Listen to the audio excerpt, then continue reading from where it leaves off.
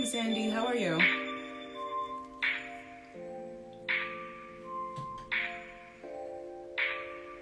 Welcome, Tay.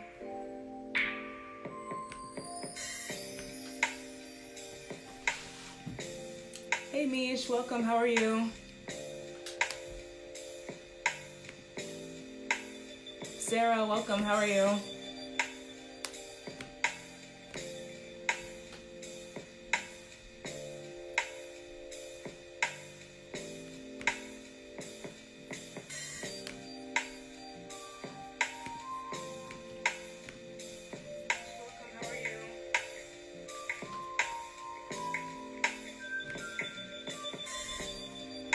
Welcome, Miss Pris.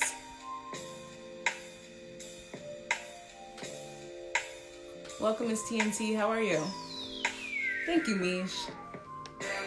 Welcome, Jazzy. How are you?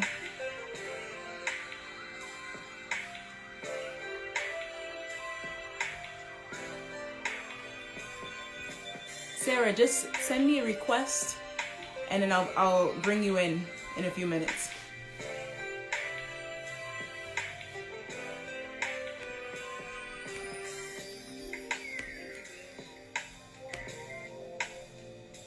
How's the weather where you guys are? It's supposed to snow here tomorrow.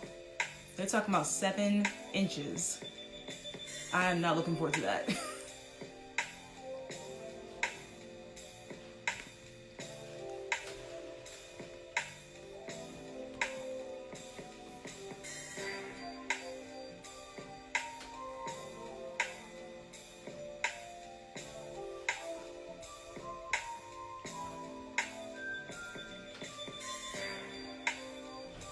Okay, thank you. I see your request, so I'm going to bring you in a few minutes. Jazzy, it's supposed to snow here. Yeah, Chicago, same here. Yeah, okay. I won't say it. A little too late, but I won't say it for Chicago. But Philly, that's what we're stuck with. I went out to the grocery store and I bought as many things as I could think of because it was sunny, but it was like 35 degrees here today. So I was like, I am not trying to go outside in the snow. Saturday for lesson. Okay. Yeah, it's crazy. I'm a winter baby, but I hate the winter. I hate the cold. I wish I was a summer baby. And usually it's like not anything to do for my birthday because it's too cold. So you have to get like really creative. I need a shovel. Yep. We have salt too because no one's trying to catch a lawsuit with someone falling in front of their house. Great Lakes, Illinois. Yep. Road trip to somewhere warm. Yes, I need that. Welcome, PS Martin 76. How are you? Alright, we're gonna get started in just a minute. And if you like, please share this live with as many people as you can so they can join in the conversation, because this is gonna be a deep one today. We have our fun, and we will have our fun here, but this is gonna be a very inspirational conversation. I'm excited to get started. Oh, P.S. Martin, you are Sarah's sister. Welcome, welcome. So happy to see you. Oh, this music, let me look at the name. If you look on YouTube, it is called 1 hour 30 of neo soul instrumental music. Relaxing, calming, chill, long mix. So I'll post it in my page, just remind me, but doesn't it just relax you? It's like this music, my candle, the whole aura is set. Yeah, I try to stay away from music that has words or that's recognizable by Instagram because they shut you down for copyright reasons, and I don't have time for that.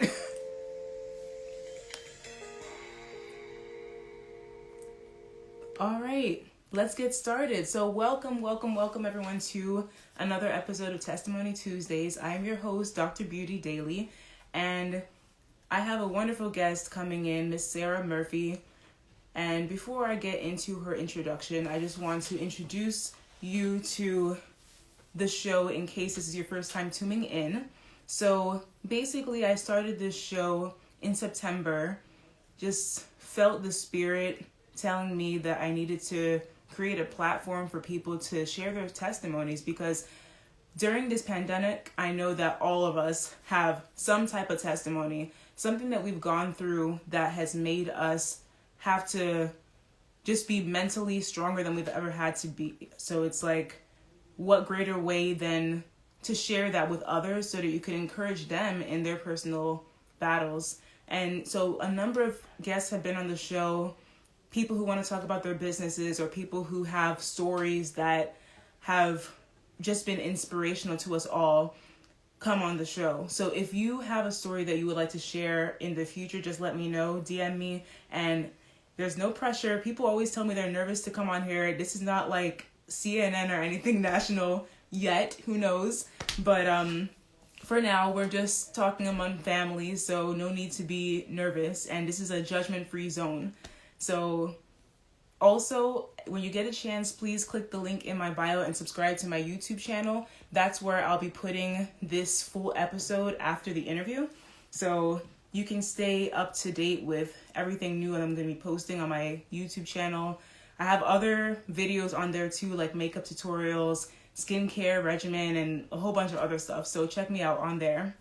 And last but not least, I hope that all of you are safe and sound and just giving yourself positive affirmations every day. That's what I've been doing. That's what really helps during these times. So put yourself first and just be hopeful that 2021 will be better. I'm sure it will be.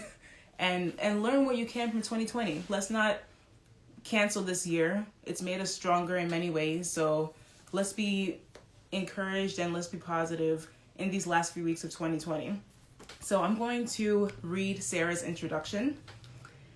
Sarah is a mother and community advocate. She graduated from Woodland Hills High School. Thereafter, she attended the University of Pittsburgh as a pre-med major. However, she had an unexpected knee injury that prevented her from graduating. After years of recovery, Sarah recommenced her educational pursuits at the Community College of Allegheny County, where she earned a certification to work with children of special needs. She is now a certified teacher with various certifications and trainings under her belt. During this interview, Sarah will share the personal story of her reunion with her sister she was previously unaware of. This story led to a feature on Season 6, Episode 8 of TLC's Long Lost Family. So please enter your clapping emojis in the comments as I bring in Sarah.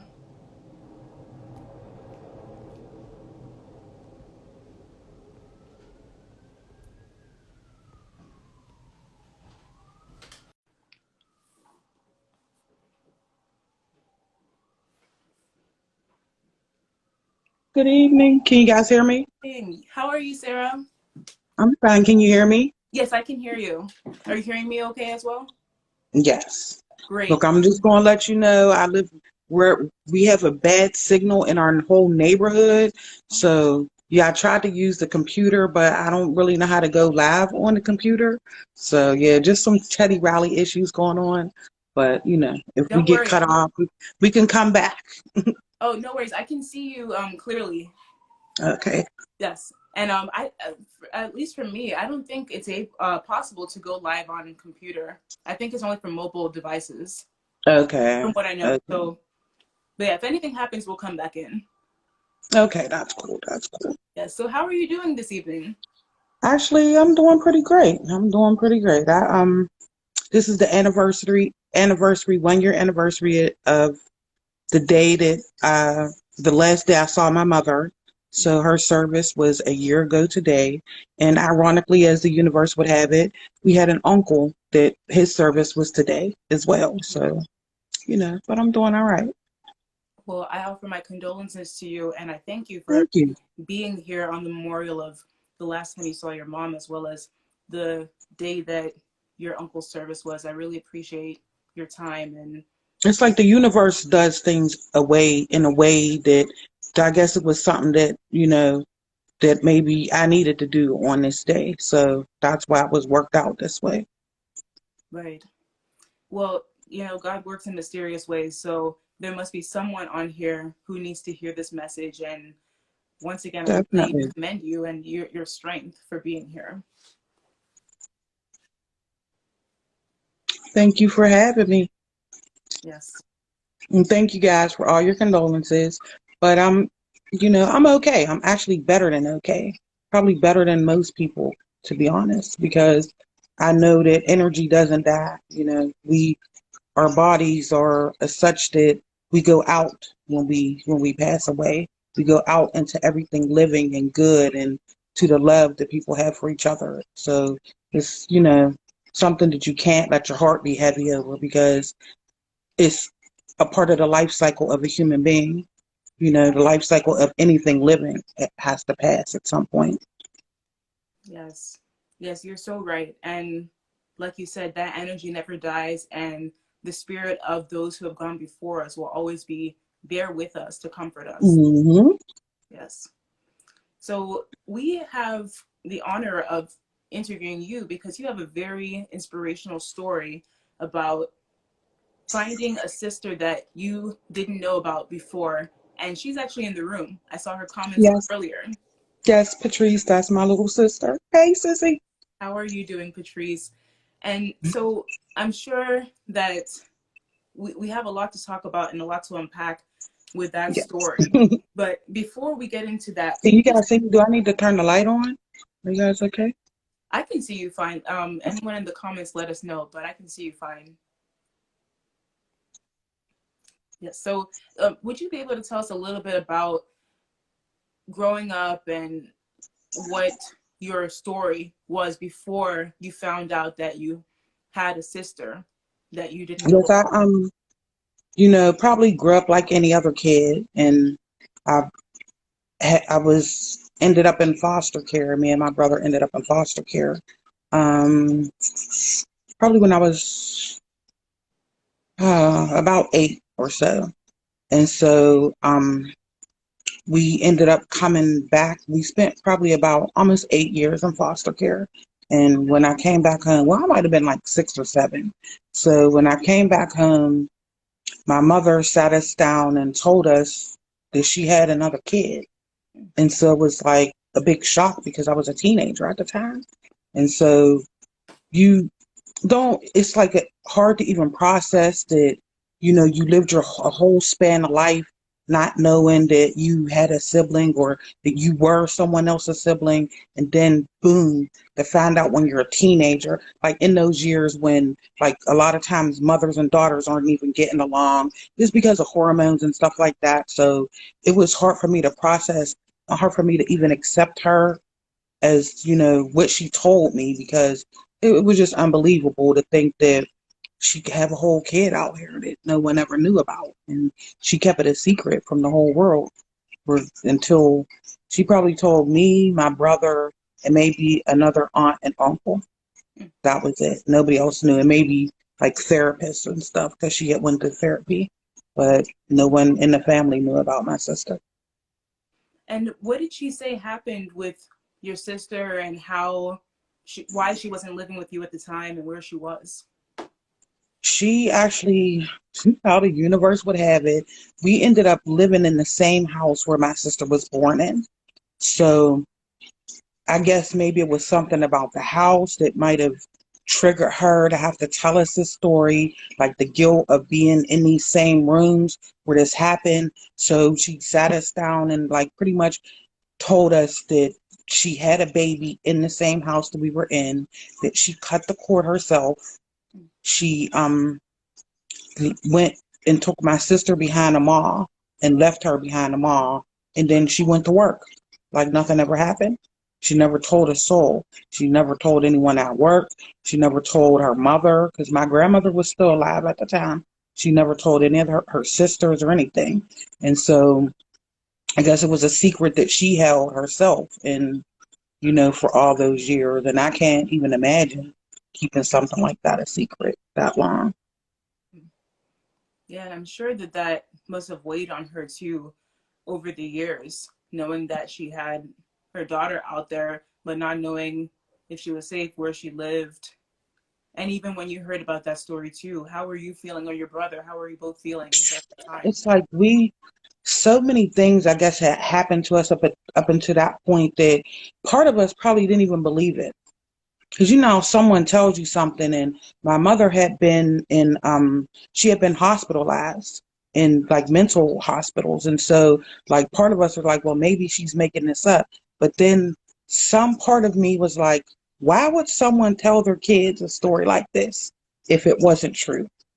Why would someone make a whole narrative up about, having a baby and then, leaving her somewhere? Why would you tell your kids that if it wasn't true? So that's when I guess probably a couple years after I started going to the library. And at the time we didn't have, Google searches and everything. So I would go into microfiche because she told me that she watched to make sure that my sister was rescued. So she saw a news story. And so I would try to look in the microfiche for the news, whatever, like the local news and papers in the area to see if I could find, I would Google, like I'm so used to saying Google, I would look up newspaper articles from like October, because I know she said she was born maybe between October 26th and Halloween. So I would look for those dates. And then the year that my mother told me, I would search the year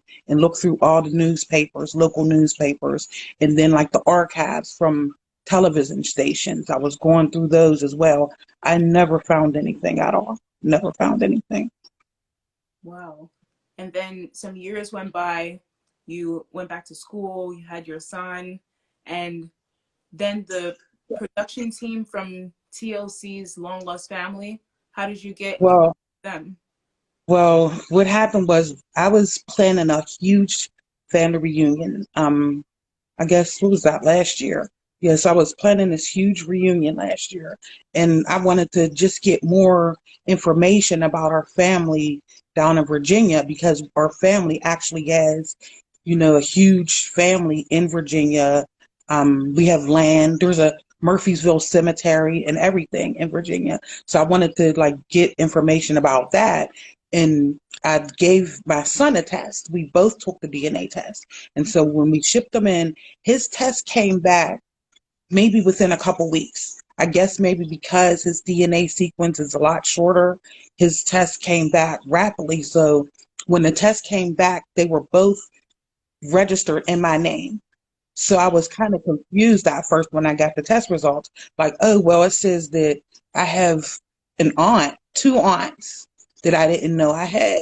But then I'm like, two aunts? But one of them was my sister, other half sister by my dad that I knew. So I was like, well, this can't be my DNA. It has to be my son's DNA. So when I started looking through like the other, like how close of a match he was with his one aunt, I said, well, this other woman has to be my sister from my mom's side because of the matches that we had on our mother's side from our cousins and things like that. So I kept looking at the DNA, looking, like, oh my goodness, like I don't even know what to do with this. So you know how they have the feature on Ancestry to reach out to a person. Mm. So I tried to email them like, hey, you're my sister. Right. I found you're a match. I found your match on Ancestry. And so like it was weird because the people that reached back out to me were like, well, why do you think that? And like was trying to like give me the third degree. And so I was getting leery about the whole situation. And then like kept asking me. And so I was like, well, I don't understand, like it seems like you're not my sister. And so eventually they told me we work for a television show, but they didn't tell me at first what the show was. And they said that we're working with a woman that's adopted and who's looking for her birth family. She wrote a letter to Long Lost Family on TLC. And so they, I guess, initiated a DNA test for her and it was in the system, but it had been there for a while, maybe a year or so. I don't know. Patrice, how long was it in the system? For like a year? So they did her test. And so when my sons matched and I reached out to them, and I guess because it wasn't that close of a match, they were kind of like, well, how do you even know that this? And I'm like, trust me, I know just by the cousins that we have in common that this is the child that my mother you know, left behind the mall. And so that's what it was. They were like, well, where did your mother leave her? And when I said the mall, that's when they're like, this is your sister. That's only when they told me that once I gave them like certain particular things that I knew, like her birthday. Um, they asked me, well, around about when was she born? And I told them like around October between the 26th and the 28th, or, even as late as Halloween. And then they're like, well, where was she left at? And when I said the mall, that's when they finally told me like, hey, we're working for a television show. We, help people find their family members, and Wow. we, have been working with your sister. And so it's like, it's the oddest feeling in the world to like get this news, because I had been searching for her, but I knew eventually that I would find her, but I never thought that I would find her when my mother was alive. And so, like, I never considered that dynamic into it. Like, I had thought so much about how she would feel and, being the one given away, and she had these siblings, but I never thought about, like, is my mom going to be able to face this, or does she want to face her mother, or any of that came into. So it was like this whole thing happened, and this is how the universe works. So June 29th of last year, my Aunt Patricia passed away, my mother's sister. June 30th is when Patrice's DNA test came. Wow. Yeah, the very next day. So it's like I couldn't even be sad about my aunt. Like everybody's like, oh, crying, and I like was trying to like hold my like excitement. It was like a whole mixed bag.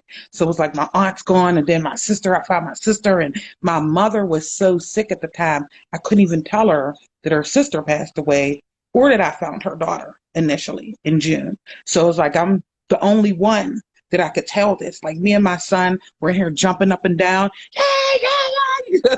Then it was like you didn't want to take the test, but then I was like, you have to put spit in this thing, and so we were joking like, your spit found your aunt. Your spit found your aunt. And so it was like just us in here, like with this big secret, still keeping my mom's secret. So I was like, wow, we're like really still having to keep this secret after all these years. And like we wanted to tell everybody, but we didn't even know how. Like we didn't know, anything about her enough to tell them. Right.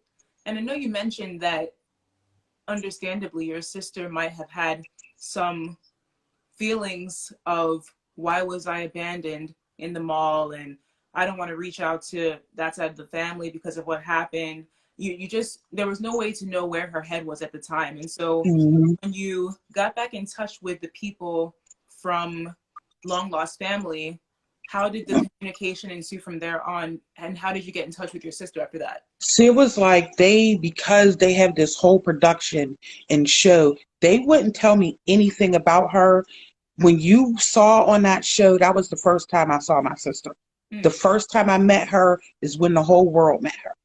So it was like, that was real emotion. They slipped out and told me her name. So one of the producers actually, he's like, oh God, you know her name. So I was like, her name is Patrice, her name is Patrice. But it was like, he wasn't even supposed to tell me that, but it was only her first name. So it didn't give me anything. But let me go back to this whole story, in the beginning. So when my sister was first found, I guess the news had named her Angel. And so like all of those years, I was looking for a woman named Angel. Ironically, there's a woman that lives around here that's named Angel that kind of looks like my twin that people have confused me with. So like, I just knew that this Angel was my sister. So it was like, I was kind of heartbroken. The Angel wasn't like this woman that I had stalked for years. I had been giving my number, like, give it to Angel if you see her again, but it wasn't my sister. So it's like, I had this whole heartbreak, like, Angel's not my sister? Well, who is my sister? And then when he told me, like, her name was Patrice, but they don't tell you anything. I was like, it got to the point where, like, between June and maybe July, the rest of the month of July, they have to figure out, they were trying to figure out if they even wanted to put us on the show, so they make a decision like, okay, we have to reach out to her, your sister, to see, and, all the dynamics. And then eventually they were like, well, we think we will come to Pittsburgh and record and put you on the show. And initially they wanted to have my mom involved, but it was like she was in a personal care home at the time. So like the cameras and all of the privacy issues involved, it was like a hard sell for them. And then finally when they did approve it, the show had already been here and gone. But they wanted to go there as well and film.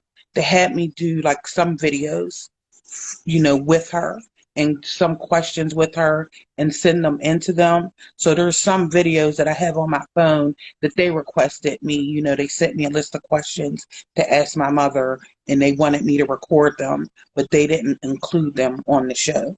Okay. That's very interesting that the process took so long, and understandably with HIPAA and everything at those personal care facilities. But I think also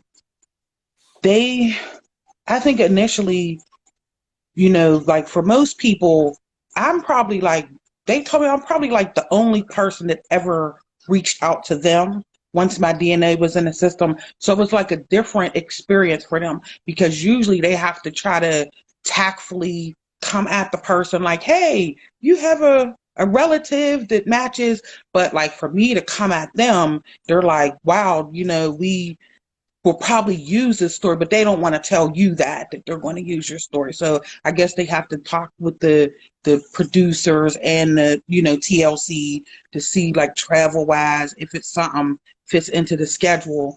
And so like eventually they called me like, we're going to put you and your sister on the show. And they would just call to just ask information between July and August. When they got here to actually film, when they actually brought my sister here in August, they were just pretty much trying to get the logistics of where my mom was at, more information about our history that they could put into pictures. They make you write that letter that you see. Like there's a lot of little things, steps that go before you actually meet, the person. So just even how being on a reality show, people don't realize like, so a lot of people think that it's fake, but that was all real emotion. Like there's, of course, the movie aspect of it, because they want that drama. So of course, they give you this letter and then they make you wait. So I read that letter, but then I had to go home the next day. And then I'm reading the letter, like I, get all this information about my sister, but what does she look like? What does she look like? So I didn't sleep at all, needless to say, at all. But it was definitely a show. I never saw that show at all. So it was an experience for me to even know that there were all these people out here that this had happened to, that it wasn't an isolated incident with my sister. There's millions of people. I mean, I guess the show initially started in the UK, and there were so many people in the UK that were having this situation that it became popular here. And it was like so many seasons by the time we're on here. And I'm like, wow, it was just like heartbreaking. But at the same time, to see how technology has helped all of these people find, family members. And I can't say that all of the reunions have been, great from what I've seen, that some people don't get along, and that's understandable. And I definitely considered that option as well as for my sister, because I put myself in anyone else's shoes all the time. And I thought that just even knowing that I was the middle child and I had a sibling that was older and younger, and my mother decided to, pick me out of all the people, like that weighed heavy on my heart. And so, but that was also the reason why I had to find her, to let her know like, hey chick, somebody loves you. Like, even though this happened, It wasn't forgotten about, that people cared about you. Someone's been looking for you. And, that's what I have been doing for years. And I think that more than anything, that even if she didn't have anything else to say to me that she needed to know, somebody was looking for her. That, like the Marines, they say you don't leave anyone behind. So I've been the family member literally that searches for all of our relatives that get lost. Like anyone that gets lost, people call me when they need something to find relatives, because that's what I do. I go search through ancestry records, even birth records, all of that stuff, and look for people. I found I found her older siblings. Oh, wow. From her dad's side before I found her, because that's my brother's. Her and my brother have the same dad, but I have a different dad than they do. So like their siblings, they had a whole pack of siblings that I looked for, and I found them because I felt it was necessary for my brother to know who his dad's kids were. I felt it was necessary for my sister to know who her siblings were. And so I found, her older sister, their older sister. Well, now she's our sister, period. So Gina is our sister. And so I found Gina long before I found my sister Patrice. And so we didn't actually connect initially because I just gave the information to my brother. And I'm like, I pushed it off on him, like, hey, here's your sister. You should connect with her. Of course, he didn't. And so, like, when this happened, I found her again, like, hey, seriously, I remember I told you that there was two siblings. Well, we're going to be on TV, and this is the sibling. And so it was like, but the universe always has you 6 degrees of separation. My sister was always in the same area.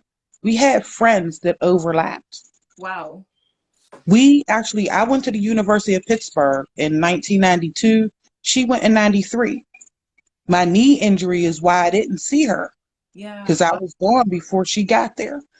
So there were so many things where we were crossing each other's paths all the time.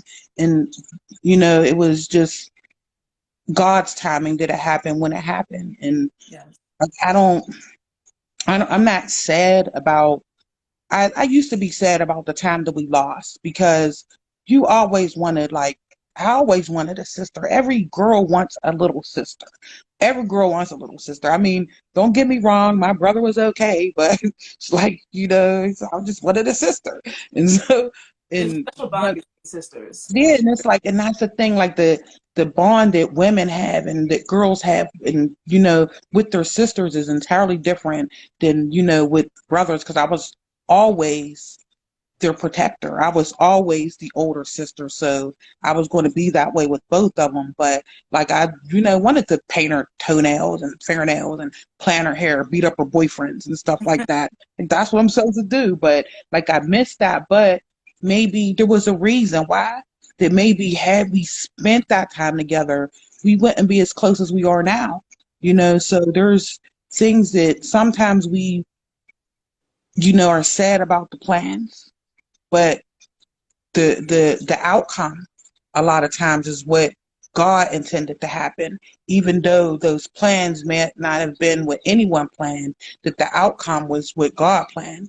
And like there's, we have our willpower and God gives us that. And we have the things that we want to do when we want to do them. But God's like, hey, this is when I needed this to happen for you. I needed this to happen at this time for your mother, because there were so many things for me mentally that I had learned. Just becoming a mother changes how your perspective on looking at things, because it's 15-year-old girls like, oh, how could you ever do this with your child? But once you become a mom, you're like, ooh, I have a whole video in here. My sister will tell you from cussing, and my son is saving it and showing the world, like, look at my mom cussing. So as a parent, you're going to make mistakes, and so you have to look at, like, I can't judge a parent when they're like frazzled looking, because I've been that frazzled parent, where I'm like, oh, I'm just barely holding it together here. And so it's like, before you have kids, you can always have all the judgment. You're like, how could those kids be looking dirty like that? Why are their hair looking, till you get home in quarantine for how many months, and you've made 5 million lunches and dinners. Exactly. Yeah. And your kid, look, and you're feeding your kid chips for dinner, and you're like, hey, these chips are nutritious, huh? So Yeah. life changes your perspective. Like, different experiences change how you look at things. So Definitely. being a mother made me look at, hey, women, they have a pretty crappy existence. And it's sad to say that nothing has changed much from when 44 years ago, when that happened to my sister, to now, that we're still fighting for equal pay. We're still fighting for childcare. We're still fighting for paid time off. And even, just the treatment of not being kicked down on a regular just because you're the weaker vessel, the way it says in the Bible. So it's like that in itself, that you don't realize when you're just 15 and you have all of this, idealistic imagery about how life is supposed to go. But when you even look at the Bible, Moses was sent away in a basket. That's true. So many, look there, I can't recall too many stories in the Bible where they had a rosy life, growing up. Jesus, that was his stepdad. There's so many people in the Bible that had these stories where their existence is why they ended up in the Bible, is because of what they went through. So my sister and I will end up on places like this. We ended up on TLC because of the experience that we had.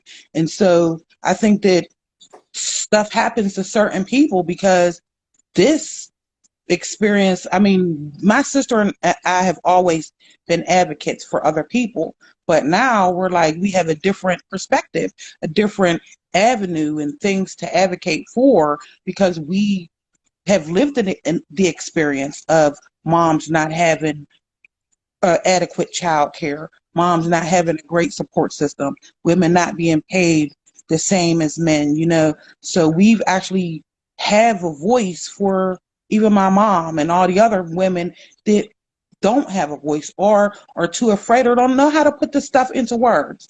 Because a lot of times that if you can't articulate what the problem is, you can't get the help you need.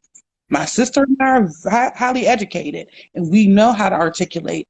We know how to ask people for help for people that need stuff. And so that's probably why this happened to us. It couldn't happen to two better people because we are the way we are. And it's like God put us on the forefront because he had something in store for us to do. This is what he wanted us to do. He wanted us to share this experience, to empower other women. So when I look at another woman, I can't ever judge a woman for even doing what my mother did.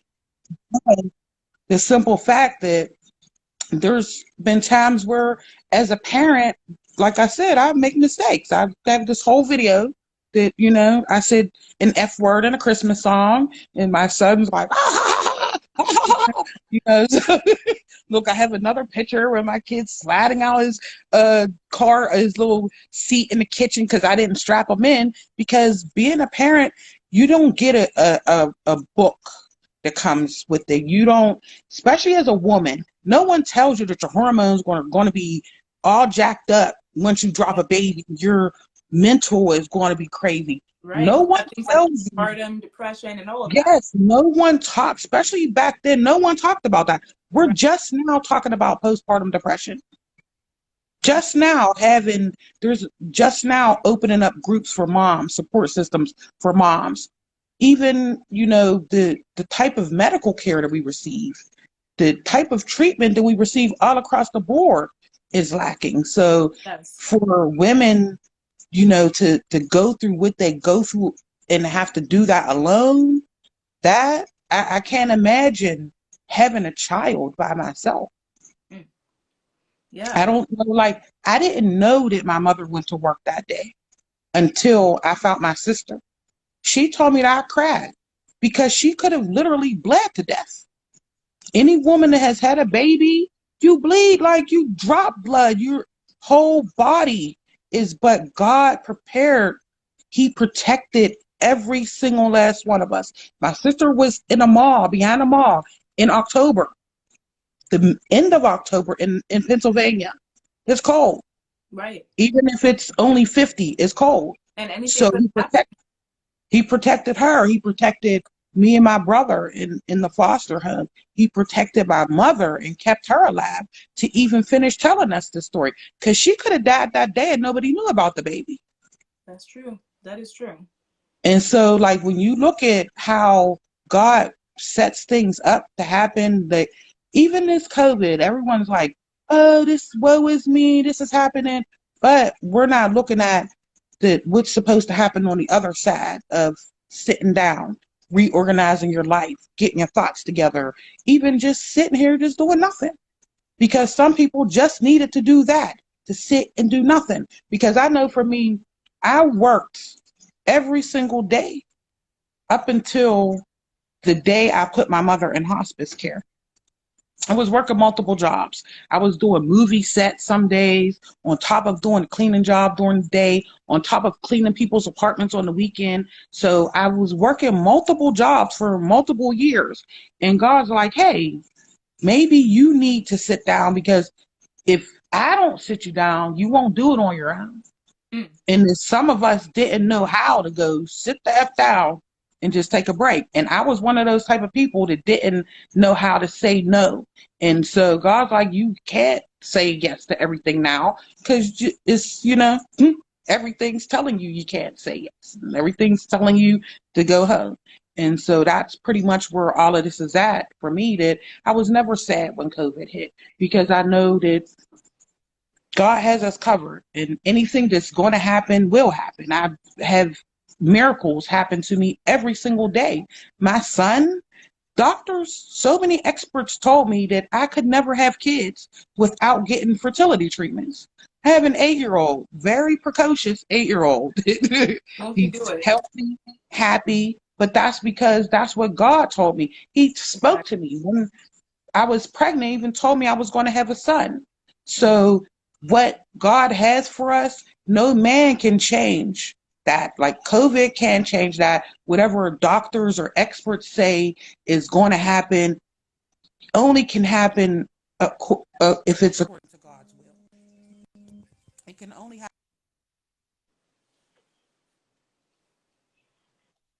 Oh, no problem. Okay, you're back. All right. Yes.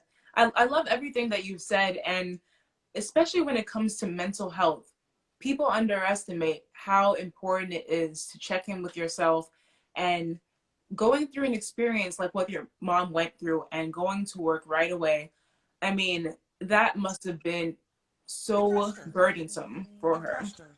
Yes. It's like now my phone wants to ring off the hook. Yeah. Are you, Sorry, my sound. Hold on. My sound went. okay, how about you come back in?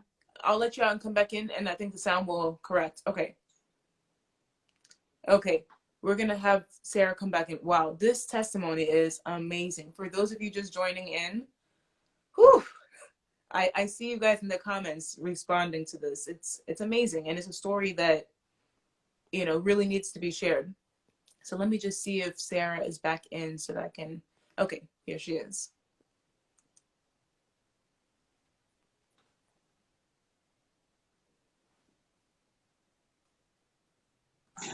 Okay, All Sarah, right. We're good. Look, Yes, I never get any calls, and I get 3 in a row though.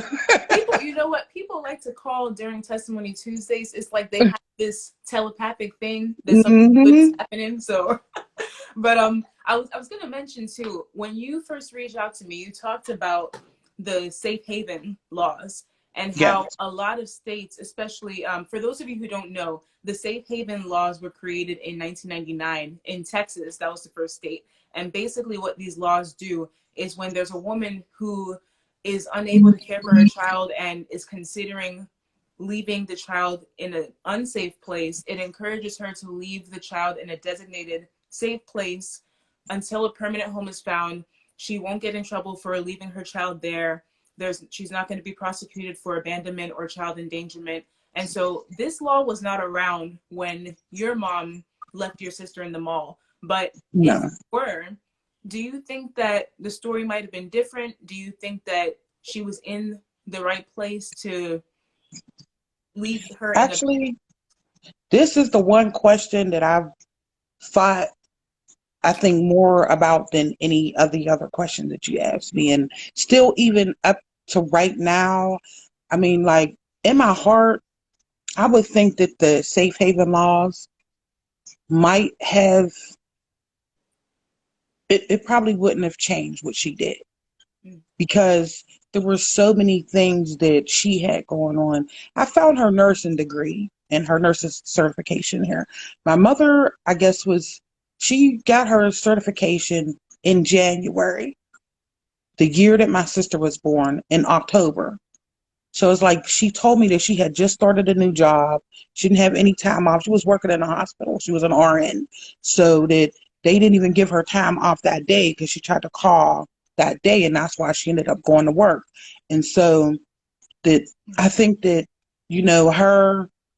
her need to have to take care of me too, that she had to go to work because she had another kid at home that she financially had to support, because my dad's never been in the picture. So it was on her, and he never came around. He's part of our family, kind of. He's a friend of the family. He's my uncle's friends, but he does not come around to, you know, claim me as a daughter for real. So it's always been on my mother. And so from, having that responsibility of this other child at home, and then, this baby, I don't know if she would have told anyone, because it's like you have to deal with stuff once you let someone else know. You know what I mean? It's like if you have this secret and no one else knows, it's just, you can tuck that away and it's just your little secret. But it's like if you go and include someone else in, I think that would have made her have to deal with, like, hey, what am I doing? What, option this is. But to leave, my sister behind the mall, there was no one to, answer to, no questions, no accountability. And so I think that for her, that it probably was the only option she felt that she had. But I don't know that if she had other options that she would have used them, because, however it turned out, that was mentally what she felt was the best thing. And so even that, I think that she probably, the whole experience of having a baby, cutting a cord and doing all of that would have freaked me out completely mentally. But like, I don't even know how she was able to concentrate at work after that. But she wasn't, because she folded pretty much shortly. A couple years after that happened, me and my brother ended up in foster care. So it was like my brother was born, and by the time he was 2, we were in foster care. And so she didn't handle any of it well. We lost my grandmother, and right before my brother was born. So that completely crushed her, because that was her child care. That was, her support system. So it was just, us. And Right. she was by herself. And even though she has a bunch of siblings, but everyone lives their own life, and, people weren't really helping her like the help she needed. And we didn't have all these different organizations. Like now, there's something in Pennsylvania called the Child Care Partnership. They help pay for child care. There's different programs through churches and organizations that we didn't necessarily have back then. Even when you think of the Feed the program, the Feed the Kids program that the Black Panthers started out, they actually didn't have a space for that. Churches, Catholic churches, donated the space so they could use to feed the kids. So there were no programs out there helping poor families. And so if they weren't like neighborhood organized stuff, the government really wasn't helping subsidize childcare, housing, and things like that as much as they were now. And then if you were, trying to go to school and be something, you probably weren't that quick to go look for services. And so I think that even then the stigma of, I mean, there's still a stigma of welfare moms and stuff like that. So back then, like, oh, you're on welfare and you're an unwed mother. And so I can imagine that just even having a kid out of wedlock back then, like, oh, you got all these kids and all these babies, no dads. Like now it's the norm. But back then it wasn't, and so she had me, there's no dad. There's another kid, no dad. So I think that like just even the time that she lived in just was unacceptable to be an unwed mother and a single mom and, multiple dads, multiple baby daddy. Now it's cute dad, baby daddies. Back then, it wasn't so cute. Ballers, actors. There's an agenda now. There's not Yeah. just life happening. It's just the culture has really changed so much. Mm-hmm. And we, like you said, this was not the first story that this show covered. There are so many families, whether it was switched at birth or just family issues that they weren't able to mend over the years. There's so many families nowadays due to technology that are coming back together and able to see ancestors and family members that they didn't know about before. So when you and your sister came back together for that first moment, what was the feeling that you were having? Look, it's like she's my mother's twin. Like everything about her, she looks like my mother. She's built like her. So like that initial shock, like what the, like I can't even. It was like I'm in shock. Like you look like all these people, but it's like when you see how genes express themselves, and so like we talk about nature versus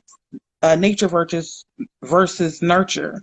And so, what our environment does for us versus what's in our DNA. And so there's so many things that me and my sister have in common that is just genetic. We weren't raised together, but we like to wear colored hair and, different things. Like one day we got the same exact hairstyle, but that's just in our DNA. But it was like, I've watched those stories like twins switched at birth and to see like how they'll walk in the room with the exact same outfit on. Like, how the heck? They drove the same car their whole lives, married this like different kind of woman, the same kind of woman or whatever, even though they were on different sides of the world or whatever.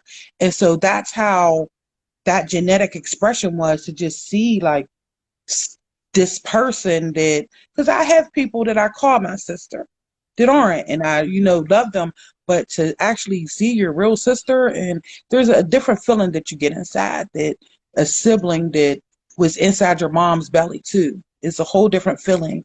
And that was just like, I was just blown away, and probably more at God's power, is because none of this would be possible without him. That she wouldn't have been alive, I wouldn't have been alive, my mother wouldn't have been alive.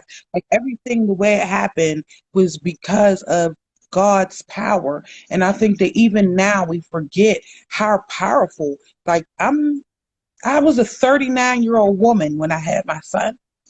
Too old, like in most for people to have kids, but I had a kid because that's what God had for me. I was infertile, but God was like, you're going to have a baby. I, couldn't find my sister, but God said, we going to find her. And, so it was like everything that we need is always going to be provided. Those wants, not so much. But I'm going to tell you something. There's a lot of stuff that I've wanted that God just dropped in my lap for nothing, no reason at all. But my needs are covered. When you look at the birds, do they ever look stressed out about fattening worms? Not at all. Do they ever look stressed out about fattening stuff to build housing? No, because they know automatically they're taken care of. And it's like we have to be like the birds, kind of go through life unbothered by the stuff that we can't even control. So it's like if we can end up homeless. My mother was homeless at one point. You can end up on the street and still end up being a person that helps other people. She was always, even till the day that she died, my mother was giving women compliments Mm. because she knew the power of empowering other women. She knew how it felt not to have that as a woman, to be empowered by other women. So that's what she did to her last breath. She put the hospice ladies coming. Oh, your hair looks nice. That little outfit looks nice on you. It would be the scrubs. That outfit is so nice. That color looks nice. But it was her compliments and how she spent her life. But I can't, be mad at her for what happened to my sister, because I can't say that she tried to make up for it, because she never was that type of person. She owned what she did wrong. She never sugarcoated any of this. And she was like, I messed up. But this is, how I can fix it, by helping other women so this doesn't happen to them.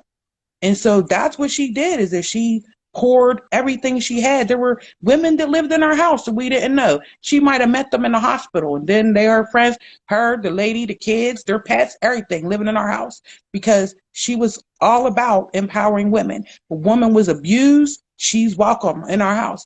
Anything going on with the women, older women, because my mother she was a brilliant RN. She would go and take her time and go to doctor's appointments with older women because they didn't understand the lingo, the medical jargon. And so she would go sit there with them and then go back and, help them with their medication and do things like that. But she always was talking, her whole motto in life was that you have a responsibility to help other people, no matter how bad your situation is. So like one day, this is an example of how she was. She was in the hospital having surgery. And so I went to the hospital to go see her. She's like, go next door, because there's a man over there that doesn't have any family. Wow. Go in his room and go sit with him and check on him. So when I came there that day, I went and sat with that man and put glycerin on his lips and gave him water and everything, because she's like, he just got out of surgery on his neck. He don't got nobody there. They probably not taking care of him. You need to go over there and make sure he's okay. And that's how she was. Like, don't check on me, go check on him. And so now that's what me and my son, every Monday, there's a woman we shop for, that I instill that in him, because that's what she put in me, is that my life, for a year, I didn't have an income, but I was still doing this for other people because my life could be worse. And I still had life in me to help someone else. And we don't realize that sometimes something so small makes just the biggest difference in a person's life. The woman we shop for, she doesn't have any family, so we've adopted her. The man next door, the same thing. He doesn't have any family, so we check on him. There's an older lady across the street. We check on her, shovel her snow and everything, because as humans, it's our responsibility to look out for each other. We can say that Donald Trump or Joe Biden or Kamala or whatever other politician is in charge is responsible, but it's really not. Like, even Obama was big on service. And one thing he said, that we all have a responsibility. We all have a responsibility to put in work for our community, for the people around us. But even the Bible says that we can't claim to love God if we hate our neighbors. We have to love our neighbors before we can say we love God. We can't sit up and say, be praising God and doing all of this, and then not, loving the people that we can see. And so that's where I think that one of the biggest lessons that I learned from my mother is that, even as a woman, a single mother, I'm disabled as well, that I have something in me that can help someone else. I have something in me that can empower another woman. I have something in me that can, give hope to another person, that even a mother that might have given her child away, like my mother did, there's hope even in that, hey, you can find your child. There's hope even and knowing that we still have life left in us, even though all of these people have perished around us, that for some reason God kept us because he has something work for us to do. And if we're not doing that work, we're kind of useless at this point. And right now is when we all need, everyone needs, and even the people, the strongest people. Like we look at, D Nice. He's always out there putting out. There's something that we used in social work field, and it was cup fillers. People who were constantly filling other people's cups, constantly pouring out of their cup. Eventually their cups are empty, but Right. they'll never tell you that their cup is empty. So those are the people that you really got to check on the most, or strong people. So I Yes. do that a lot. Like people who act like, they have it all together. And then I'm also um able to say, hey, I'm not okay. Because it's okay to not be okay. It's okay to cry sometimes. It's okay to maybe take a walk or punch a wall or do something, punch a bag or something like that. Because God gave us all of these emotions. He gave us the ability to be sad. We can be angry. We have all of these emotions for a reason, because we're not supposed to be, I'm happy every moment of the Yeah. day. I'm jovial every moment. We're not supposed to be that way. That's why we have this wide range of emotions, because our bodies go through changes, and so as humans, we have to be able to express that. But when you express that and get it out, that's when you feel better. Like if you sit up and bottle all that stuff in, and I've learned from experience, because I have ulcers, because I kept a lot of stuff in as a teenager. But once I started like, hey, I'm going to talk to people about this stuff. And, then people start talking to me about stuff. And I'm like, oh, now we're both talking about stuff, and we can help each other through some stuff. And so just even a conversation like this, two people having a conversation, two women empowering each other, even the men that are in here, to get information from women that sometimes that I'll use abortion as an example, is that men are so vocal about talking about women's issues about abortion, but they don't have anything to say when women are dying in childbirth. They don't have anything to say when women are getting paid less money. They don't have anything to say when women are getting abused by men. So it's like there's times where men do need to speak up for us, because they can when it's about abortion or things like that. So on all of these other topics that happen to women should be talked about as well. And if we don't, open up the discussion and invite men in, like, hey, guy, listen to what's going on with us. If women are just sitting here talking amongst themselves about the crappy stuff that we're going through, then how will the men that love us ever even know that this is going on unless we share this? I have real deal conversations with my son. We talked about, Kamala being the first vice president. He was like, are you kidding me? No man has been a president. He said, Mom, that's abuse. That's abusive to women. So at 8, he knows, because I've been putting that in him, that you have a responsibility to look out for women. You have a responsibility to look out not just for the woman in your life, that you have a responsibility to look out for any woman in trouble, any woman that you see. You have a responsibility, because you're a man and people are going to listen to men. And so if this man is coming in the door like, hey, women need this, then, maybe more men would take notice on issues that involve women. Because you very rarely will see a man like, oh my goodness, the child care setting or the child care center, this, that, and that's us complaining about the child care places that the kids are in. And all of the things are all women's issues.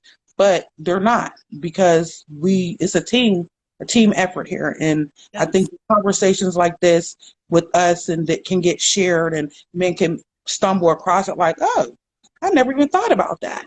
It is something that's necessary and has to happen. That real conversations that about real stuff have to happen. Yeah, I could have kept it a secret with my mom did. And who was helped by that? It didn't help her to keep the secret. it destroyed her.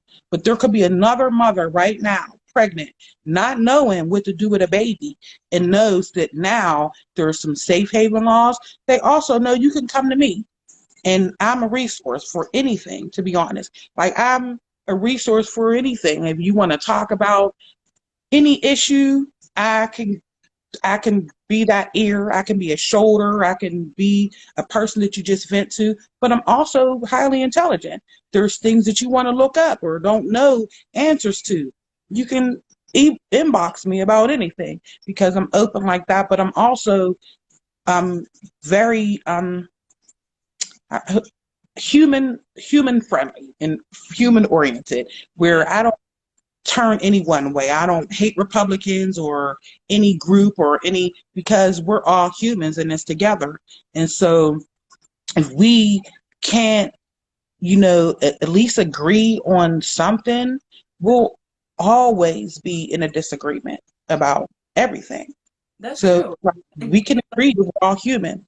So that's at least one thing we can agree on. We can agree women are considered the weaker vessel and need to be empowered. So it's like that's something that we can see is helps, and something that we can actually see the results of women getting that support and other women fixing other women's crowns. We can see, when women have a village, how different even parenting is. That my mother didn't have a village. I happen to have a friend that helps me, that's been helping me out for a long time. I end up with a sister that helps me. She's part of my village. I have other people that I can call that, look out for me and my son. My mother didn't have that. So when I look at how fortunate I am that, yeah, I'm a single mother, but God probably made it that way so I could understand what she went through. Because I had this whole husband and stuff, and I was, had two-parent home and wasn't struggling, I probably still would never understand my mother's choice of what she decided to do with my sister, because I didn't have any struggle. But when you have struggle, you can understand, like, oh, okay, that's what she was going through as a mother, And so now I know, and I can help other women when I in a grocery store and I see a kid flipping out or something. I come and help and diffuse the situation, because we don't know how hard of a day that mother's had. That's true. Before we see that interaction with the kid that's flipping out, and so, and if we're so quick to judge on how someone is parenting or the decisions that they made as a parent, we lost an opportunity to empower someone, to empower another woman. You're right. And during this pandemic, I think that the fact that everyone has had to sit down has enabled us to take a walk in someone else's shoes and see things from a different perspective, because whether it comes to women's issues, whether it comes to racial issues, you have to at some point be able to see things from someone else's view in order for us as a human race to come together and make a better place. So I really agree with everything that you just said. And one thing that I wanted to ask you earlier was, did your mom ever get to meet your sister before she passed She on? did. Thank God. They actually were able to have a conversation. I didn't stay in the room. I didn't even ask my sister what they talked about, because that was their business. But like I said, God's timing in the universe. My mother was incoherent when I found my sister. I couldn't even tell her that I found my sister. But the time came for her to meet. She was able to have a conversation with her. Because that's how God worked it. He had her brain, had everything for her to have this, conversation where she wasn't just laid out. And so there were so many times before those people got here, and I kept telling them, like, I don't know if my mom's going to even make it for the show. My mother was gone before the show aired. She never got a chance to see the show. So she passed away on the 8th. The show aired on the 13th. I think it was December 13th last year. So she never even got a chance to see the show. She was gone before it aired. But she was able to meet my sister. We had opportunity to talk on the phone a few times and stuff. My sister came in for her service last year, but it was just even that whole experience, because my family, they're still so tripped out about it. Like I'm like bringing my sister around because it's like everybody like about to faint out and stuff. So like, because she looks just like my mom. So it's like they're like, oh my God, she looks just like my sister. But it's so cute that this whole situation happened that you. We were just going about our regular day, planning this whole family reunion, and then this happened. So it's like ever you can't ever really think that you even know someone all the way, because my mother had that secret and I thought I knew my mother. So you can't think that you know everything that's going on inside someone's heart, every experience that they've gone through. And so we can't go through just judging people, because there's so many things that happened to my mother that she was even in Pennsylvania. It's real racist. She was beaten with her own crutches one time. She had a broken leg. She was beaten with her crutches by men who had like beat her down to the ground with her own crutches. But my mother was not racist at all. She would not talk bad about anyone of another race, even though those men tried to kill her with her own crutch. In a few neighborhoods from where she worked, right, of one or two neighborhoods from where she worked in the hospital, probably treated these people in the hospital from this neighborhood, but they tried to kill her because she was a Black woman dating a white man in a white neighborhood. So there's like so many things that we don't know that people go through, and we try to put our standards on how they should live their lives, that we can't do that. And so I could never tell my mother, you should be this type of way, because I didn't live the life that she lived. I couldn't tell her how to be a mother. I thought I could as a teenager. Like every teenager thinks that they know and they could tell their mom and that they have the best way. But it's like as an adult, I'm like, hold up, this what adulting is? Look, right now, Yeah. This what adults was going through. Take me back to childhood. So I'm like, oh, okay. Adulting is not that much fun, and it's not that easy. Like there's Yeah. bills and all of these responsibilities, but it's like we don't come with the handbook, an adulting handbook that says you do these exact things and you'll get the exact outcome that you want. That never happens. So we have to pretty much wing it. You wing it, and then whatever the best outcome, things that are supposed to happen. But this phone is going crazy. I guess that means it's time for us to go. Oh no, no. Are you able to hear me still? Hello? Uh-oh. Okay. Let me let her come back in. I think Instagram's hating. But wow, this conversation is amazing, guys. And I really thank Sarah for letting us in on her testimony. Okay, she is back. Let's let her back in.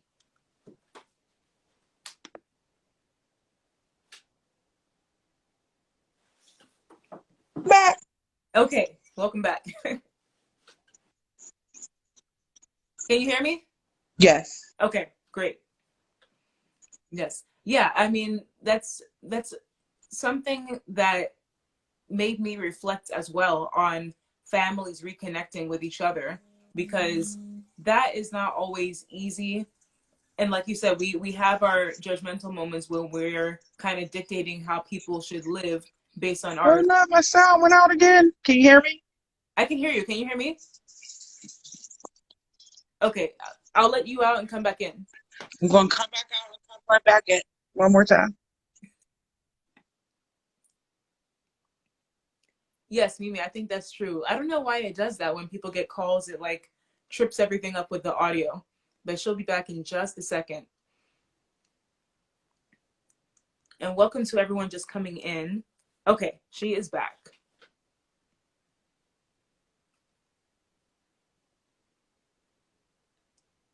All right, Okay, I'm can back. you hear me now? Yes. Okay. Yes, I was gonna ask you, because probably during these times as well, a lot of families are reconnecting maybe they're putting things behind them in terms of past transgressions from different family members. So would you have any advice for families that are reconnecting during these times? I think that you have to have an open mind that no relationship is going to be perfect. There are no perfect relationships because there's no perfect humans. Jesus was the last perfect human. So we have to have compassion and empathy and lead with love. That people are damaged. A lot of people are damaged. And we have to consider that when in relationships that we don't take stuff personally about us. Like with my sister's situation, there was no way I could have looked at that like, this is about me if she doesn't want to talk about me. That I always looked at it like, this is how she might feel. Like, I never even thought about how I should feel, honestly. I never thought about how I should deal with it, how, I should feel about the whole situation because my whole thoughts were about her. And so I think that if we are considering the other person more than ourselves, it's easier to be forgiving. It's easier to be loving. But also, that's not saying don't set boundaries when you need them. Right. Because even in families, people will mistreat you. People will disrespect you. People will do whatever. And you have to protect your own energy, even in your own family. So there's boundaries that have to be set, even, in your own home. Like there's times where I have to tell my kid, please get away from me. Go to your own room because we need our own space. And Yes. so we have to be honest enough to say, I'm not feeling you right now, but it has really nothing to do with you. It's just I need this for me. And then, people have to be honest about how they feel about their boundaries. And people, have these weak boundaries. And then when people run over them and they're spazzing out, like you have to set that in all your relationships. So people know that, hey, this is how far, this is not okay. This is how you can talk to me. This is not okay, acceptable. But also, when you're in any relationship, you have to treat people how you want to be treated. Right. And that's every relationship. You can fall out with someone, and that's okay to not, be in a space with someone that doesn't, work well with your energy. Because you forcing yourself gives you all types of problems in your own space, your energy, even your blessings get blocked when you force stuff that's not supposed to happen. So I've had to learn that sometimes there was people that wasn't supposed to be in my life because they were siphoning all the blessings, all the energy, everything that I had for myself. And it was like, God's like, I'm not going to give you anything else for you to give to them. I don't give them anything for a reason, but you keep on, keep on, keep on. So like those boundaries of knowing what you need, what another person requires as well, but also being able to say that sometimes, like when you saw those old movies, remember how they all slept in separate beds? Right. Because sometimes that's necessary. Go get your own bed. And, we need the space. And like when we watched that, we're like, what type is we was just so just went, over our heads, and we never really looked at why they did it. That sometimes you just need space. That living in this house as a married couple, we can sleep in a different bed but still love each other. We can sleep in a whole different room and still come back to love each other. We can have separate rooms and come have a separate room that we have for love making or whatever. But it's like that we allow other people to set the standards of what are relationships, how are even like couples. There are people that only do stuff because this is what someone says that they're supposed to do. Like I'm a type of person that I'm not in a relationship because I know that how I am as far as my boundaries go. So like not too many people can deal with, oh, you want me to go sleep in the other room type of like they take it personally. So when, you have to be able to communicate also. Communication is key. Is it when my mother always said, there's a frustration of plans where there is no confidential talk. So if we're holding a grudge with someone, but never actually even talked about it, never actually worked through why this is happening or what happens, sometimes it could just be just a misunderstanding in communication. For instance, I was in on the lab the other day, and I guess the way someone had typed something, someone responded negatively, but it wasn't supposed to be, a negative comment. So I think that sometimes just even how we translate it, or sometimes the tone that we use, Yes. Could translate as to something like when people say using the all caps or whatever. Like sometimes your caps were locked, but it wasn't nothing that you were screaming. But now people are like, oh my God, you're screaming because you have all caps. When it was like, no, I just had the cap lock on the thing and didn't realize. But it was like so many things that communication and, just empathy and love and boundaries also. Like I said, keep the boundaries, but you have to lead with love. Even, like I said, the toddler. I don't hate Donald Trump at all because God created him too. That all humans are created by this, we're all created by the same dust. So I can't hate my enemy even because it says that in the Bible is wrong. That the grave you dig for someone else will be the pit that you fall in. So if I'm, going through putting all of this hatred and stuff towards someone else, even if it's someone that I've fallen out of contact within a relationship, that if I'm putting out that hatred, what's coming back to me? It might not come from that person, but that's what I get back. And so I think that even when you sever ties with people, you can do that with love as well. That you can lovingly, hey, see ya, and nice to meet you, but I don't need you in my space. You can lovingly be that way. You don't have to badmouth another person to be done with them. You don't have to make a whole post. I'm cutting everyone off on the end of the year. Just cut them off. You don't have to make an announcement to leave. Just sometimes leave. And so You don't and have I to ask permission to be happy. That's what I always say. exactly. And I think that's what people do a lot. They, have these, allow other people to set their standards of how they conduct their own lives. I've never done that. People can't tell me how to live my life because I'm going to live exactly how Sarah Lynn needs to live, exactly how God requires me to live. And so when I'm walking in his path and in his faith, I'm not going to say that there isn't room for leeway because we have free will. But if I'm going in that path, then I know that pretty much I'm going to be okay. There's going to be obstacles because there's rocks on the pathway. There's going to be some snow and ice sometimes on the path, but there's also going to be sun.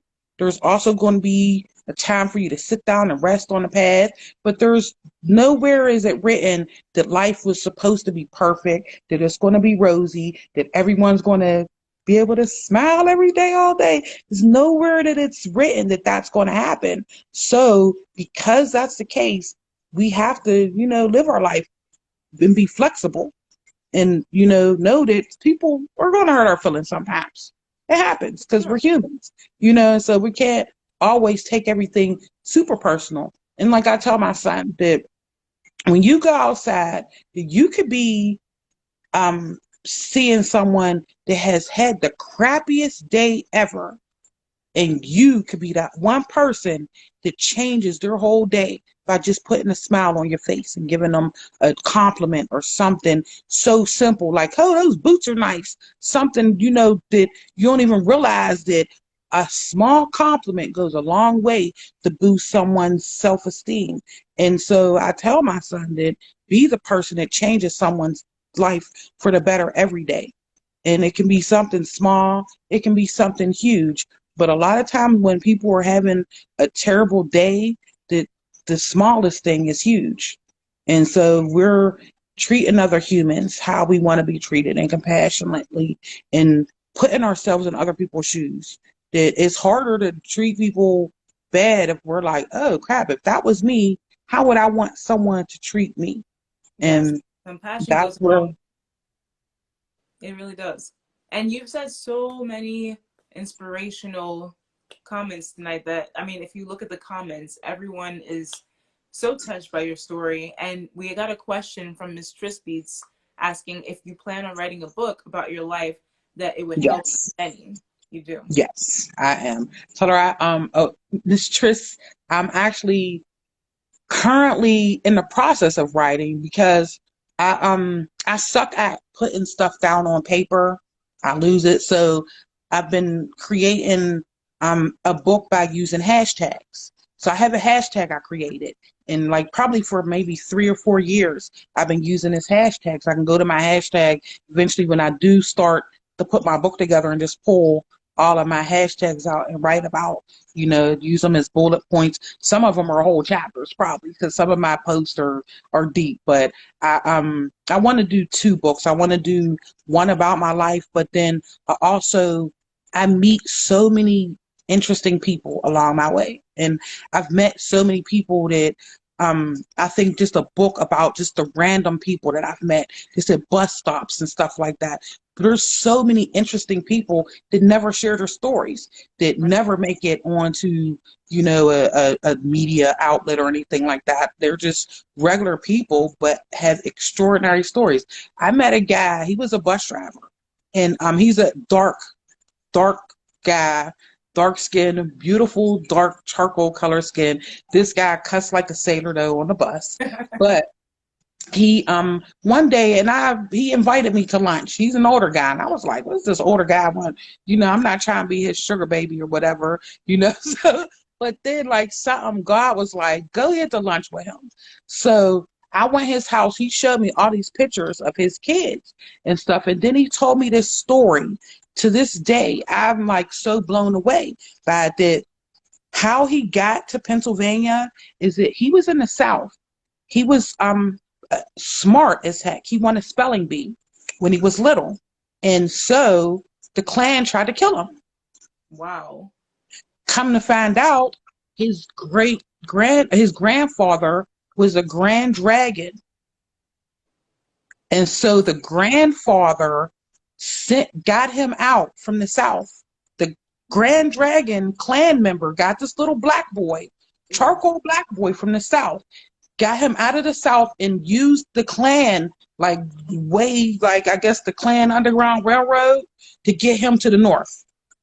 Wow. I was like blown away by that story.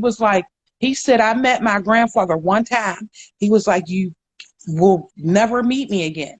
You will never see me again. But I want to make sure that you're safe and that they don't kill you, because I know that they want to kill you because you're smart. He won the spelling bee and they really tried to take the boy out. And so he used his Klan friends to get the little black boy out of the South. I was like, what in the world? But it was God was like, go see what that man had to say. That story, like, I could still see his face because he's like dark, like super dark. You wouldn't even think he was mixed at any point. Because when, they tell us, look, when you look at somebody and you get, this impression that how someone's supposed to look if they have white in them. He looked nothing like that. And then to hear that story, but when I saw his daughter had hair all the way down to her knees. And she looked like she was an Indian, but the daughter, looked like she had that mix in them, but he had none. And so like to hear that story, I was like, your granddad was the grand dragon? Like that was the best lunch date I ever had to just get. But I've had encounters with people like that my whole life. It's like people are drawn to me and they tell me stories like that. So I figure there must be a reason that I need to write a book about that. Yes. That reminds me of, I don't know if you're familiar with the series Humans of New York, where there's a photographer that goes around. Yeah. Yeah, he takes pictures of people at, all around New York, and then the caption is basically their story. And there's actually a movie being made about someone who was featured on those stories.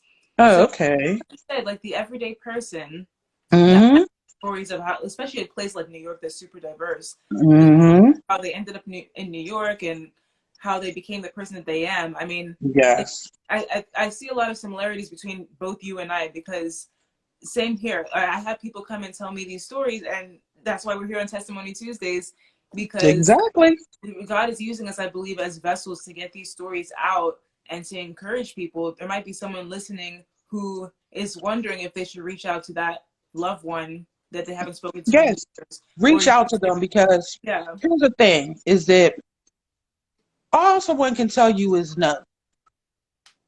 You that's know, that's the worst you can hear is no. But sometimes, like even with my situation with my sister, is that she could have been like, I don't ever want to deal with these people ever again. But we did what we had to do. She was able to meet me. We were able to meet her. So it wouldn't have hurt my feelings if she never spoke to me again. But I, would have stalked her, of course. I've been on all of her social media, like, look at my sister, putting pictures in my phone. Look at my sister, posting look at my sister. But, she didn't have to deal with me. But it's like we, have to have that courage that, the worst someone can say is no. right, And at this point in life, we're watching so many people drop like flies. That life is fleeting, very fleeting and precious. So when you don't tell someone that you love them today, tomorrow they could be gone. And then you're sitting here like, oh, I wish I could have, should have told this person. And that regret and guilt that you feel after someone is gone and you didn't say or try to mend a relationship that you have the opportunity to, that's what kills people. That's the grief that kills people. I have none of that in my life because I do everything I'm supposed to do, say the stuff I'm supposed to say to people now. I, reach out to people. I help people as much as I can now. So if they're gone, I'm like, oh, I woulda, shoulda, coulda. That's over. You don't get that opportunity anymore. So you got to do it right now. If there's someone that you feel like you need to mend a relationship with, do it now because tomorrow isn't promised. The next second isn't promised. To be honest, we could all drop right now. We could all completely just fall out right now, and everything that we wanted to tell someone else, it died with us. But you could get off of this lab and reach out to a sibling or a parent or anyone a friend that because in this time, I think that that's what God is trying to tell us that of all of this stuff, like human life is the most precious thing. Those connections that we make as humans are the most precious thing. Not being able to go to the spa, not being able to go to the bar, not being able to travel, but connections between humans. Because that's what that's what we started out with. When you look at the first hunter-gatherer societies, they were communal as heck. They did everything together. They lived in groups. They had to rely on each other to survive. That's pretty much where we're at right now is hunter-gatherer. We're back to the hunter-gatherer. So that's it. we don't start living our lives in the hunter-gatherer mode. We're not going to be able to survive this. And so that's, where we're at as humans is that we have to look at each other as such that as we're created with the same kind of heart. There was a thing they had on Nickelodeon years ago, Inside Out Boy. And it was like if you flipped everybody inside out, we would all look the same, Right. pretty much. And so it's like if you're looking at people from the inside out, it's hard to judge because, our heart's the same, or we all have an intestines. We all poop, we all pee, we all fart, so it's like those things we all have in common. And we can share in that we all feel some type of way when we lose a loved one. That's something that all humans have together. So if we connect on those levels instead of trying to figure out what we have that's separate and that keeps us apart, because we can always figure out, like, oh, girl, look at you got that thin them little jawline, I should hate you for that. Like, but why though? When I could be like, how'd you get your dual chin chiseled like that? Or genetically, I can't get that because I was born with a double chin, no matter how skinny. So it's like if we're constantly looking at the things that are, different, when I could be like, oh girl, look, we both kind of are wet and wavy on today. We wore some red, we both got our black. We look at the things we got in common. It's hard to look at the stuff that we don't have in common. Exactly. So it's like we have to look at the common traits amongst us to be able to survive this, because we're constantly at odds, battling. We could wake up tomorrow and there could be 5 humans left. Then what we gonna do? Gonna have to get along. Yeah. Well, we kind of have to have that mentality right now, because this is one of the first global shared experiences that everyone's going through, that everyone can say in 2020, I went through the pandemic. And so this experience alone is supposed to unite. We have a common bond. Yeah. That's our common bond is COVID. Going forward is being able to look to our neighbor like you do with your son, look to our neighbor and see, hey, maybe my neighbor across the street is too elderly to get to the grocery store. Let me drop off some things with them. Or maybe, there's a food collection bank that I can donate to at the local church now that we can't really visit each other at home with all the restrictions. But some way to extend yourself and think above that, because look, my friend Katrina, she just came in here. She left me an air fryer on the porch. You don't really gotta have contact to show your love. Like she called, like, there's something on your porch. Like, okay, girl, I'm out on the porch. So it's like you don't necessarily gotta. And I think that we've gotten so much into things have to be a certain way for us to enjoy them. Like we have to touch someone for us to love them. Like we're loving on each other right now. We don't have to be in the same room to love each other. We don't have to leave our house to be on vacation. It's like we've trained ourselves that certain things have to be a certain way, that we can only go out of our door and be on a beach for that to be vacation. No, vacation could be putting a blanket down on your living room floor and pretending like you're at the beach. So it's like your how you think of things and your frame of mind and how you process what's going on around you is really what keeps you together. Is that if you're constantly looking at, oh, I can't do, instead of looking at what you can do, you're always going to be depressed. Always going to find something that you can't do. If you're looking at someone else's life and saying, oh, look what they can do, you're always going to be depressed and always going to find, something lacking in yourself. But if you're like, look what I can do, because I'm a superhero. Like no one can tell me that I'm not a superhero. I just don't have a cape. Like I do the things that I do. I do it. I've been doing it my whole life. But look, I found my sister. I did that. I do a lot of things that I did on my own. So I can take ownership in that, because we all have power. We came from a source of energy, of power, where we have it in us to put that out into the universe. And if we're just sitting back, constantly dolling our light down, cutting our energy source down, we're not living to the full extent of what we were created to do as humans. That we're supposed to be explosive. We're supposed to be badass superheroes all the time. And I never shy away from that. Like my sister will call me like, what are you doing? Right now I have a cast on my leg. My sister, she's probably so annoyed with me because I'm the type of person that I never get down about anything. I told you guys I just came from a funeral. I wasn't crying. Like this is the same day last year that my mother's service was on. I'm not sad about that because I'm a superhero. I'm a badass, a total one. And so I know that, and I know that there's a lot of people that can't be that way. So I'm that way for them too. I've called friends like, hey, what you doing? I've tried to, always encourage, especially the women around me, because I get encouragement from my friends and, different, even strangers. Be like, oh, you're doing a great job, with your son.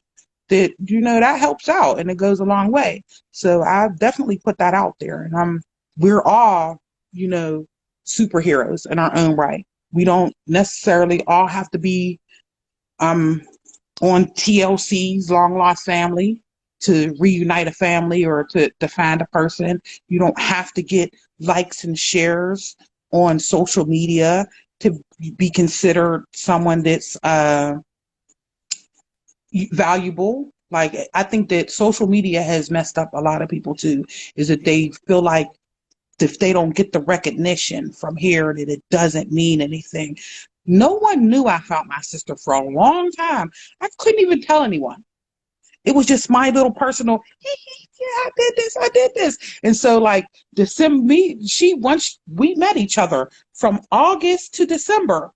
So imagine that you meet your sister in August, but you can't tell a soul until the show airs in December. So from August to December, we had to hold this secret, just the two of us. We told like maybe our very close friends, but we weren't allowed to say anything to the public. We couldn't post it on social media. But the first thing you want to do when you get good news is to go right to social media. So It was like we had this whole accomplishment. It was private as heck, but it was the biggest thing ever. But we couldn't post a thing about it. But we had the inside, we're celebrating. I found my sister. Even now, like every single day, we make it a point to check on each other every day, because there's a time when, we couldn't do that. And there's a time when that we might not be able to do that. That we don't know when, what God has in store for us. But right now, we have the opportunity to reach out to each other. Right now, we have an opportunity to try to mend, or build a bridge that from, scratch, because we didn't have one. But we all have that opportunity to mend relationships. Like my sister and I didn't necessarily have a broken relationship. We just didn't have anything. So imagine that. You just 40 something years and then you just jump in. Hey, be my friend. Come on, be my friend. So it's like, everything comes with, I'm pretty sure my sister, it's a lot for her because there's this whole huge family. And like, she's always asking me, well, what's their names? I don't know these people either. I don't remember their names. So we joke about it all the time about how huge the family is. I tell her like, I don't know them either, So don't be worried that you don't know them, because we don't know each other either. Like, it's too many. Like, there's hundreds and hundreds of us that just live here. So that family reunion that I had, there was at least like 250 people there that just live around here. So it was like, that wasn't even the whole family. So I told her, like, we don't know all these people. We know that we're related because we look, they're the genetics of it all. We can pick our cousins out in the streets, like, oh, you're a Dutrail, you're this, but it's like, we don't know them all either. So that's why I be telling her, relax, it's okay, and then it's like, we're so many different personalities, and so that's why I try to tell her, like, we, this is what we do. We we get along famously. And so, as humans, we have to be able to even laugh at ourselves, because we're going to do stuff that's goofy. We're going to make mistakes and hurt people's feelings, but we also have to be big enough to say sorry when we do. Yeah. When you hurt someone, or or that you can feel that someone feels a way about something, you can be big enough to say, hey, I'm sorry, or hey, this is the reason why this happened. Because sometimes you might not be sorry, and that's okay too. Sometimes this is the reason this happened, and I'm okay with how it went down, but not necessarily the reaction that we both had. But being, loving on each other is pretty much all we have at this point. Like, love is the most powerful force on the planet. And if we lead with that, a lot of stuff works out in the way it's supposed to. It does. It just does. And so, like with my sister, I could have led with, oh, our mother did this to us. But I'm led with, hey, you were looking for me, I'm looking for you. what can we do with this? And so if we led with all the pain, then it's hard to even rekindle a relationship when you leave with, well, that time when you broke my, or when you did this. It's hard to start. So you kind of sometimes have to put that in the back to rekindle relationships, to, let's start from where we are right here and kind of not forget about what happened in the past, but we can start from this moment and move forward, because we can't change the past. We can't alter it in any kind of way. We can learn from it, but we have to go from the present and move forward. And if we spend so much time digging around in the back of the mistakes that were made, the bad things that were said, our feelings are always going to be hurt. Always, because you always can find something. Like if I could have, been mad at my mother about this situation until she died. But what does that change? At the end of the day, what she did it to her. Yeah, it affected me and my sister, but it was her life, her kid. It was our lives, but it was her life that was destroyed more than ours. Because my sister she's going to hate when I say this. She's Doc Martin. She's about to be Doc Martin, like the shoe, Doc Martin. But yeah, my sister's about to be a doctor. Look at me doing all types of stuff. We're okay. And, we're getting better every single day. So with this what you're seeing now, next week you might see us on a whole different format, on a whole different platform, sharing this story, helping other people, because this is what God put in store for us to do. Is that experience had to happen for us to get to this moment to share this testimony with you guys. Is that if that never happened with her, I wouldn't be right here right now telling this story about this. I mean, I had a part of a story that, oh yeah, this happened, but the miracle part of it was, look what God did.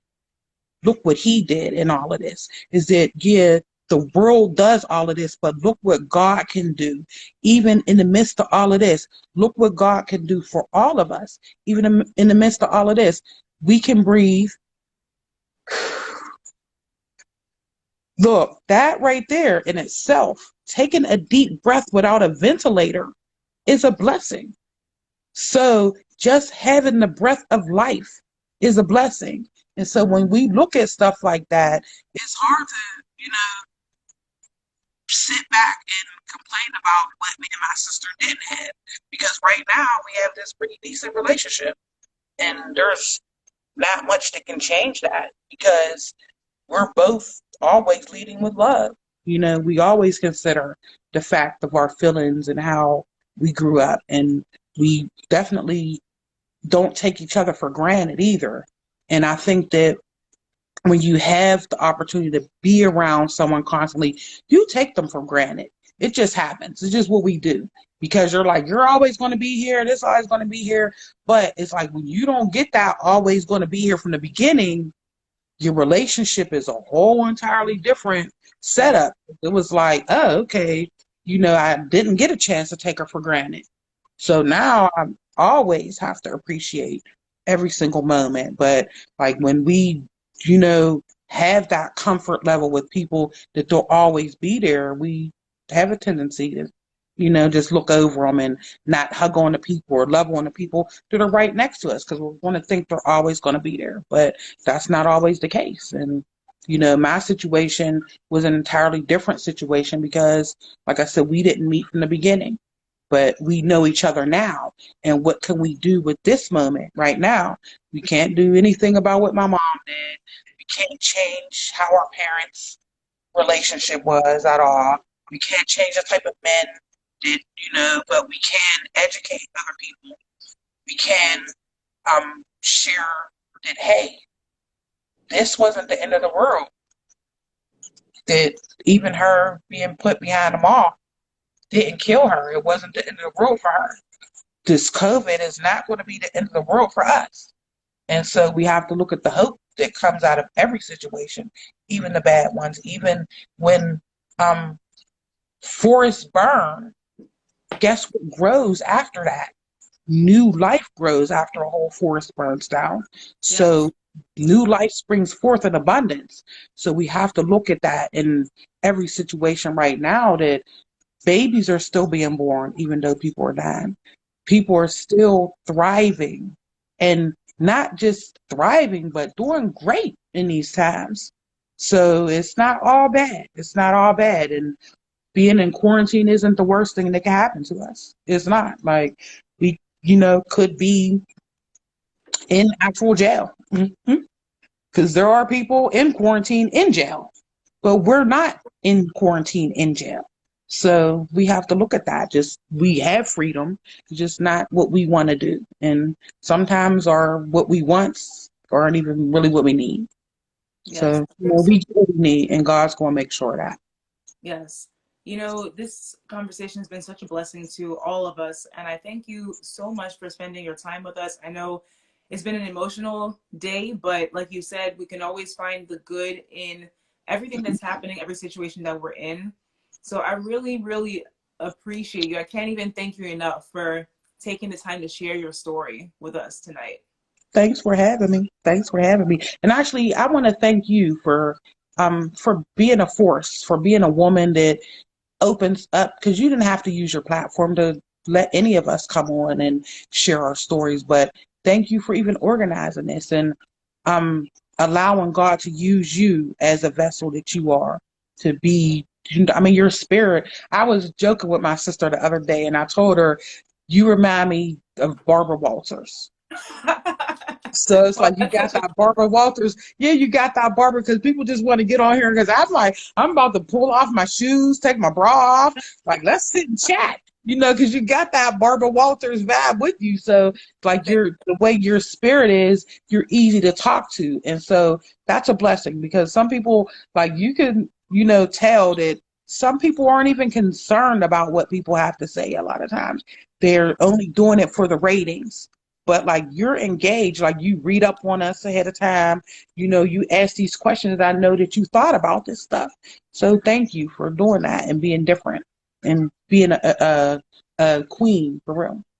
Oh, thank you. That's like the best compliment I've gotten in a long time. I really appreciate you.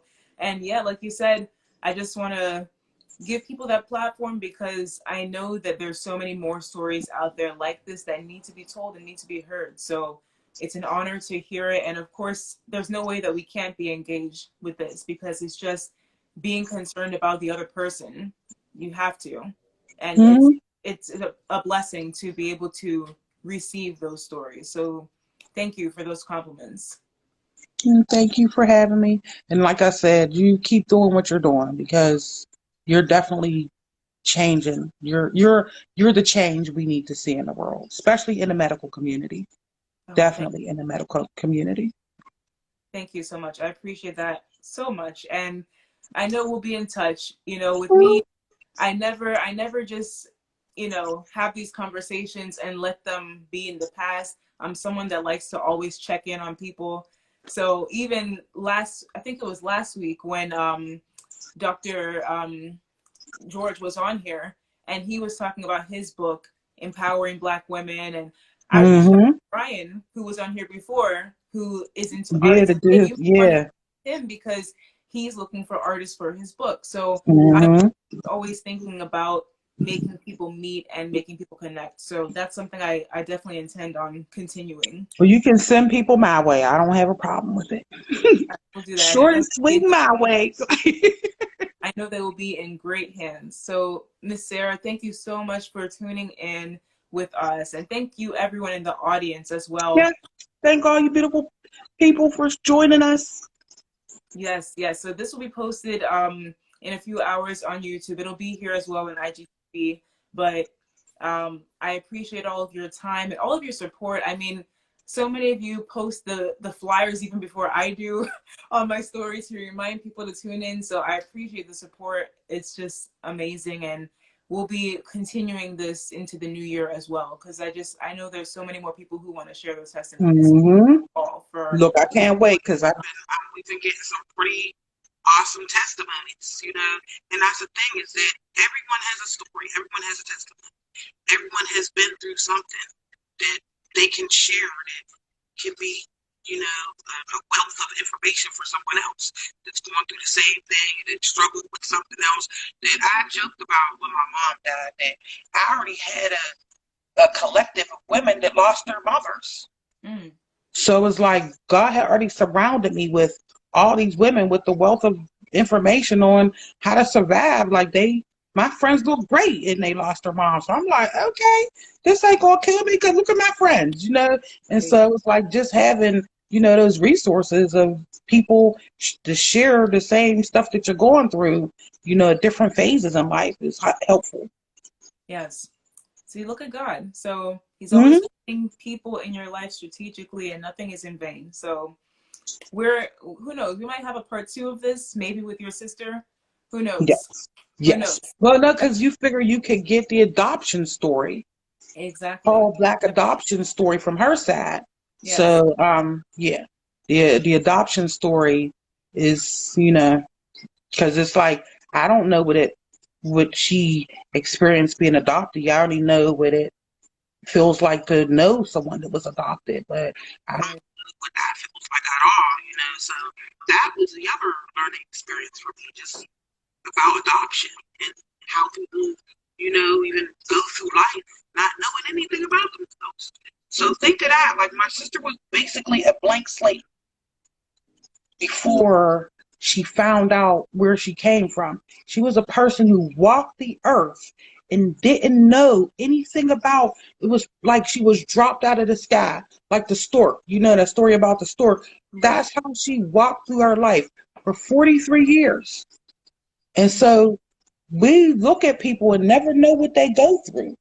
And she, has been I'm not saying that her life is rosy and has been rosy, but she's doing okay. She's thrived in spite of walking through life not knowing anything about yourself. So just imagine anyone on here that you never knew your mother, you never knew where you were born, you never even actually knew what day you were born on. Imagine that life. So I can't ever be like, woe is me. This happened because my life didn't start out like that.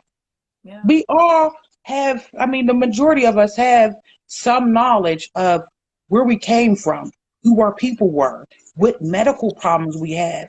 My sister didn't have that. And so like when people, like I tell my brother, dude, our sister didn't even have what we had. You're whining. So it's like, it's not okay for him to be a whiny box. And, my sister had this whole thing. Did she even know who her mother was?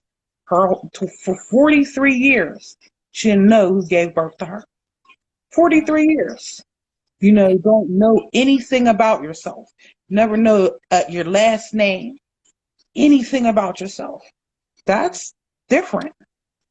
Well, if she feels comfortable, my door is open. She's welcome. I know she's in the room. You are welcome to share your story with us when you feel the time is right, because I'm sure that there is somebody out there who can relate to that as well and would like to see how you thrive through that experience. And I know it's not easy, but yeah. Actually, someone asked about our ages.